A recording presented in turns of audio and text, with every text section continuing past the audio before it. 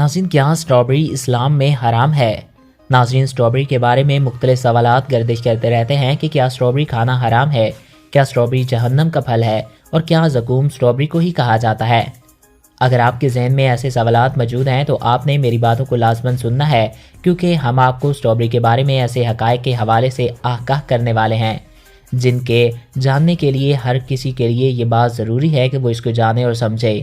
Strawberry حلال ہے یا حرام، یہ سب جاننے کے لیے ہماری ساری باتوں کو بے حد غور سے سنیے گا۔ بعض حلقوں میں کہا جاتا ہے کہ زقوم کو اسٹرابیری کہا جاتا ہے اور زقوم جہنم کا پھل ہے، اس لیے اسٹرابیری کھانا حرام ہے۔ یہ جہنم کا پھل ہے اور جہنم کا پھل کیسے حلال ہو سکتا ہے؟ تو یاد رہے کہ اسٹرابیری کا نام اگرچہ زقوم ہوگا، لیکن یہ نام عربی والا نہیں ہو سکتا اور اس کے معنی وہ نہیں ہو سکتے جو کہ عربی والے زقوم کے ہے، بلکہ اسٹرابیری خوشنما ذائقہ دار پھل ہے جو دنیا کے تقریباً تمام ممالک میں پایا جاتا ہے، جو کہ لاطینی زبان سے عربی زبان میں منتقل ہوا ہے۔ معلوم ہوا کہ جو لوگ اسٹرابیری کو زقوم کہتے ہیں وہ غلط ہیں، اس کو تو دوسرے نام سے پکارا جاتا ہے۔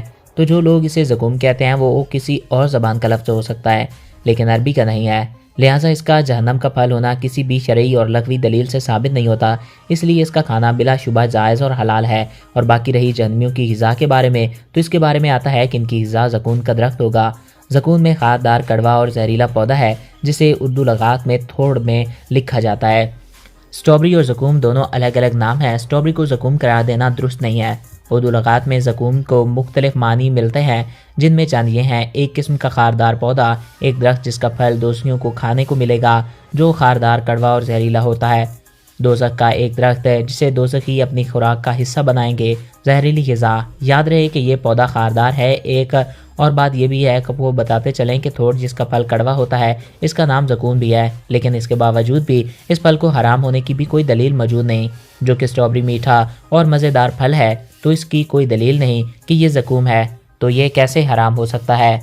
تو ساری گفتگو کا حاصل یہ ہے کہ اسٹرابیری میٹھا اور مزیدار پھل ہے تو اس کی کوئی دلیل نہیں کہ یہ زقوم ہے، تو یہ کیسے حرام ہو سکتا ہے؟ تو ساری گفتگو کا حاصل یہ ہے کہ اسٹرابیری حرام نہیں بلکہ حلال ہے، اس لیے آپ اسٹرابیری کا استعمال کر سکتے ہیں۔ اس میں کچھ ایسے غذائی اجزاء پائے جاتے ہیں جو کہ انسانی صحت کے لیے بے حد ضروری ہیں۔